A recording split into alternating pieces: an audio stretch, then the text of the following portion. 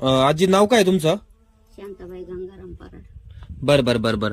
आपलं रियांचा अमृत ज्यूस घेण्याच्या अगोदर तुम्हाला काय त्रास होता? हातपाय दुखत होतं, चमकत होतं, ह्याकुशी होता येत नव्हतं, हम्म. शेतात पण जात नव्हते. बर बर बर बर.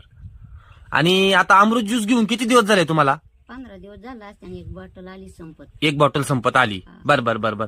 मग तुम्हाला अगोदरच्या त्रासात आणि आताच्या त्रासात काही फरक वाटतो का?